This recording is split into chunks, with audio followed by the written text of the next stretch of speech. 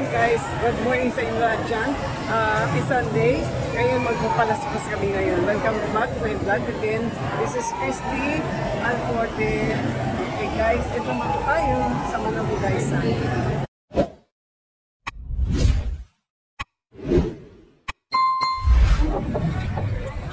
At iba, Paswa ng Panginoon. Palaspas day guys. Ay nagkakatibig-tibig upang ito'y kainin natin patimulan bilang kapitbahay natin sa mga kita. Sa araw na ito, ang ating kapagparang bangkot ay buong kapagbahay na pumasok sa lungsod ng Jerusalem bilang Mesiyas upang magpusa, mabatay at muling mabuhay mula sa mga patay. Kanina ating ipagdiwang ng may kadalasan ang pamamanata sa isang linggo ng Paswa at ang pagpasok ng Panginoon sa templo ng Jerusalem. Tayo na sumunod sa Panginoon ng may matibay na pananampalataya. Ating siya ipahayag bilang ating tagapagligtas na hari upang tayo may mapasama sa kanyang buhay at kamatayan sa krus.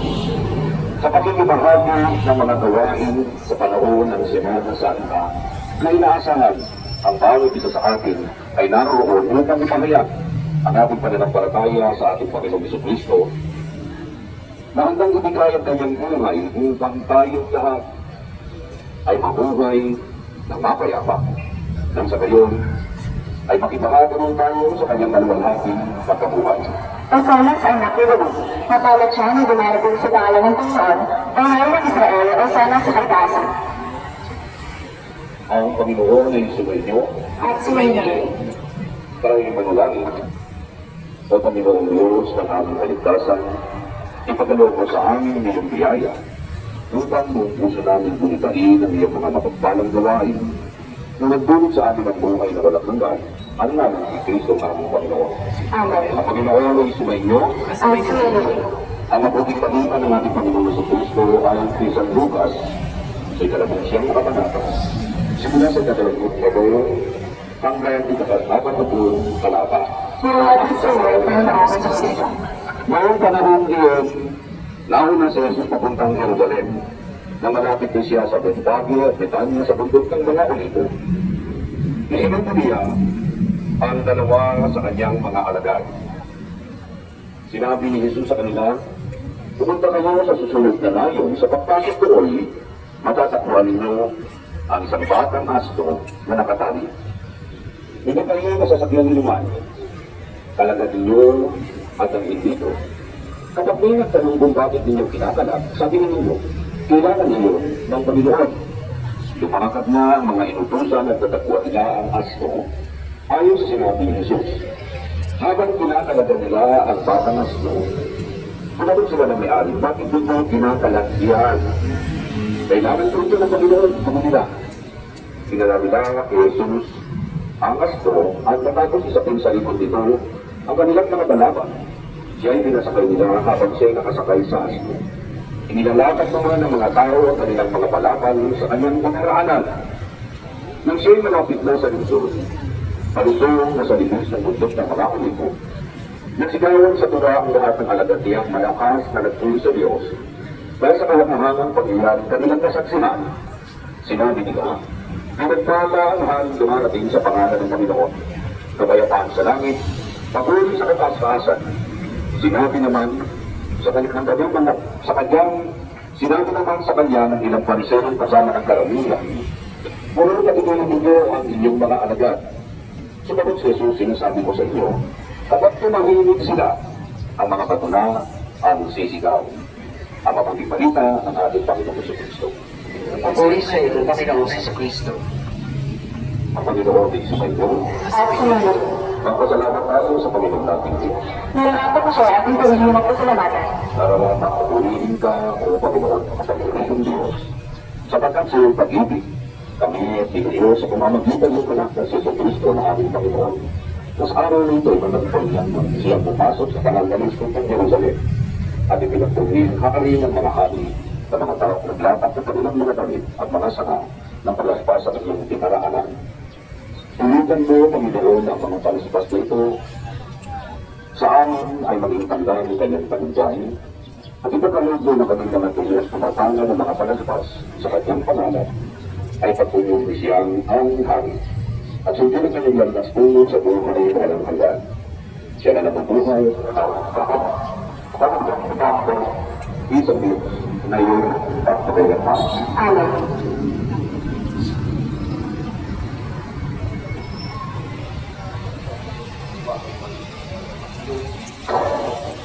Ang mga batang ito ay nagtatagsidaan ng kanilang mga kasarapan ng sugal at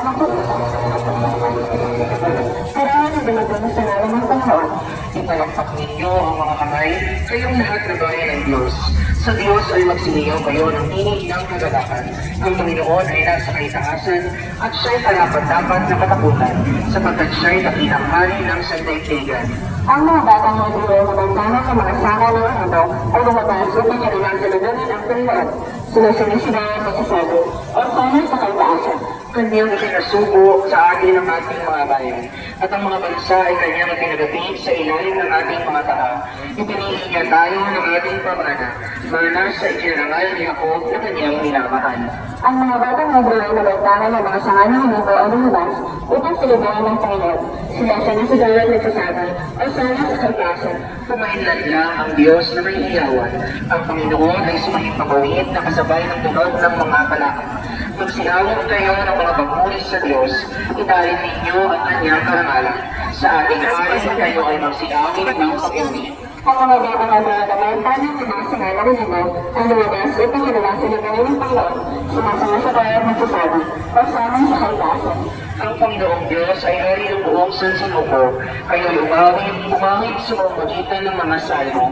Naghahari ang Diyos sa mga bansa. Naupo ang Diyos sa kanyang banal na luklupan. Ang mga batang nagduro na bantana ng mga sanga ng mundo ay lumabas upang kanilang saludunin ng Panginoon. Sila sinisigayan at sasabi, o sana sa kaitaasan. Ang mga prinsipe ng mga bayan ay nagkasagtipon bilang bayan ng Diyos ni Abraham. Siya ay Diyos na lubhang dakila. Kanyang alihin ang lahat ng mga prinsipe sa buong kalupahan. Ang mga batang nagduro na bantana ng mga sanga ng mundo ay lumabas upang kanilang saludunin ng Panginoon. Sila sinisigayan at sasabi, o sana sa kaitaasan. Luwalhati sa Ama, sa Anak at sa Espiritu Santo, katulad noong una, ngayon at magpakailanman, magpasawalang hanggan. Shalom. Ang mga batang nagduro na bantana ng mga sanga ng mundo ay lumabas upang kanilang saludunin ng Panginoon. Sila sinisigayan at sasabi, o sana sa kaitaasan.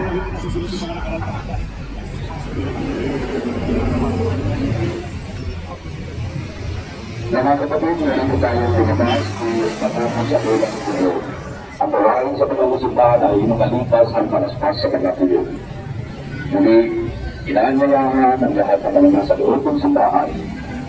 Lalong tigit, mga danais na sumama sa prosesyon at ipagpapatuloy ang pagpapalaspas.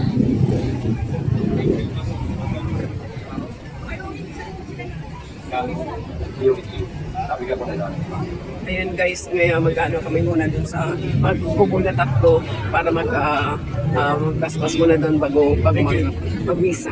Okay? Stay tuned guys.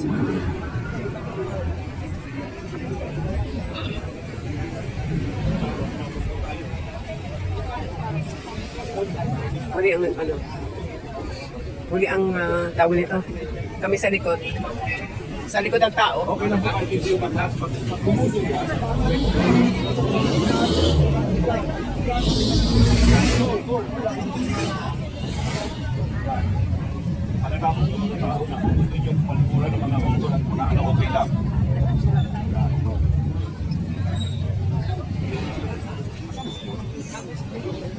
Yuri.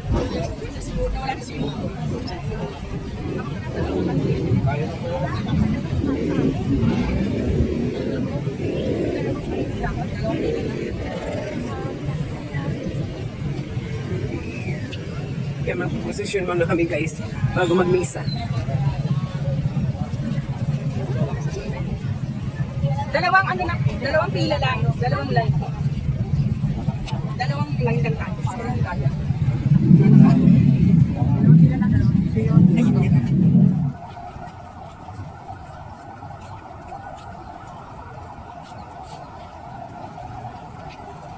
Yearly guys, nagawa namin to.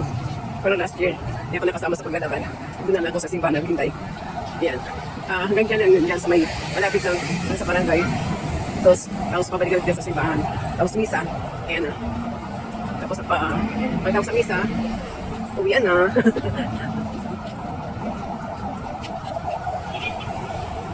Dapat nakadating kami sa simbahan ng 8 o'clock kasi misa 8 o'clock. Alas pasti Sunday.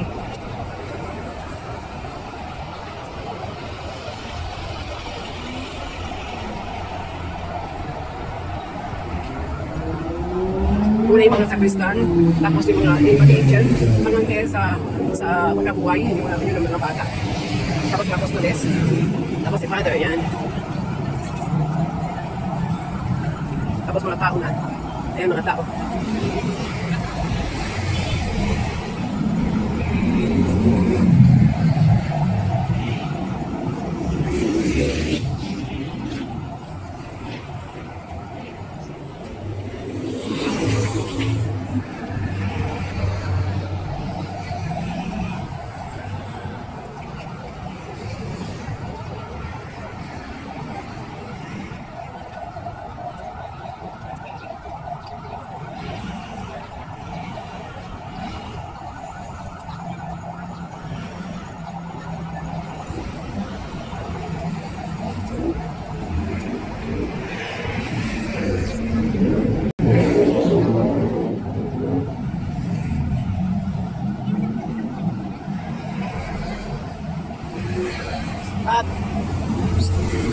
Ate.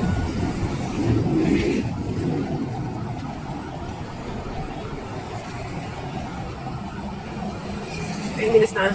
Mabuti makulimlim lang. Sa lagay niya lang ang araw.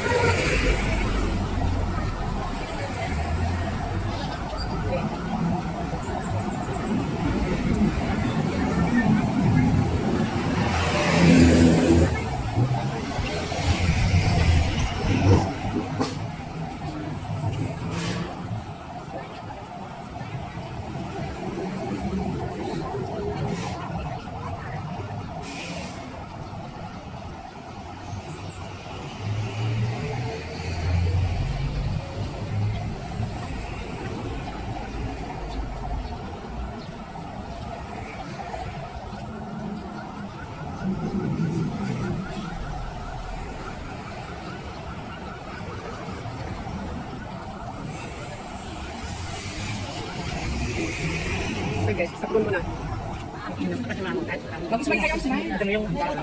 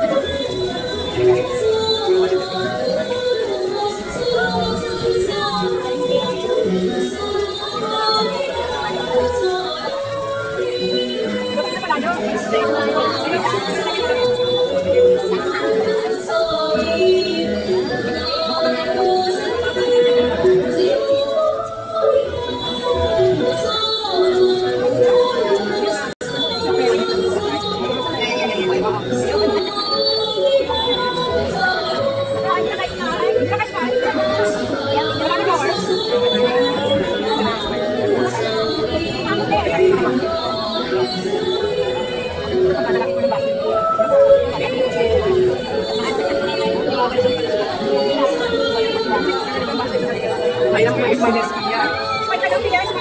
Smile ka! Ay, mag-smile eh.